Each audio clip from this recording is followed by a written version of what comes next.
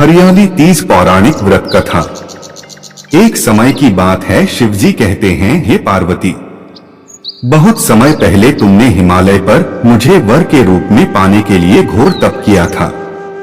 इस दौरान तुमने अन्न जल त्याग कर सूखे पत्ते खाकर दिन व्यतीत किए थे। किसी भी मौसम की परवाह किए बिना तुमने निरंतर तप किया।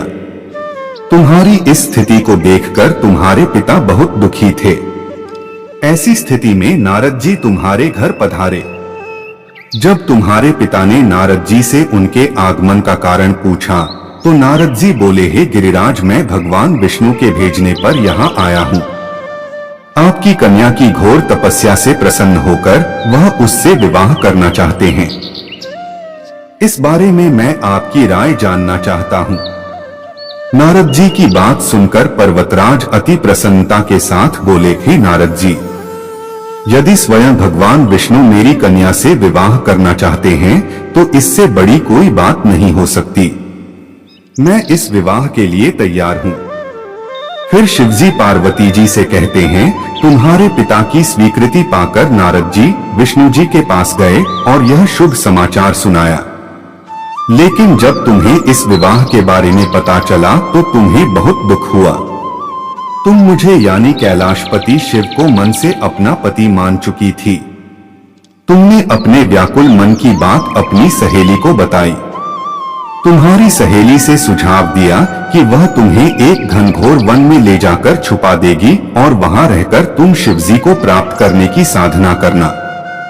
इसके बाद तुम्हारे पिता तुम्हें घर में न पाकर बड़े चिंतित और दुखी हुए।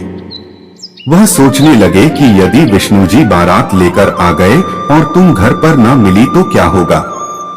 उन्होंने तुम्हारी खोज में धरती पाताल एक करवा दिए, लेकिन तुम ना मिली। तुम वन में एक गुफा के भीतर मेरी आराधना में लीन थी। भाद्रपद तृतीय शुक्ल को तुमने रेत से एक शिवलिंग का निर्माण कर मेरी आराधना की, जिससे प्रसन्न होकर मैंने तुम्हारी मनोकामना पूर्ण की।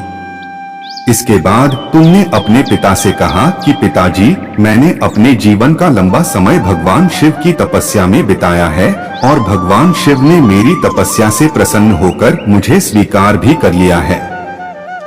अब मैं आपके साथ एक ही शर्त पर चलूंगी कि आप मेरा विवाह भगवान शिव के साथ ही करेंगे।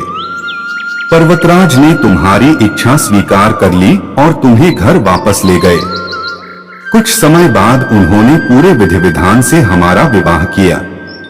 भगवान शिव ने इसके बाद कहा कि हे पार्वती, तृतीया को तुमने मेरी आराधना करके जो व्रत किया था उसी के परिणाम स्वरूप हम दोनों का विवाह संभव हो सका।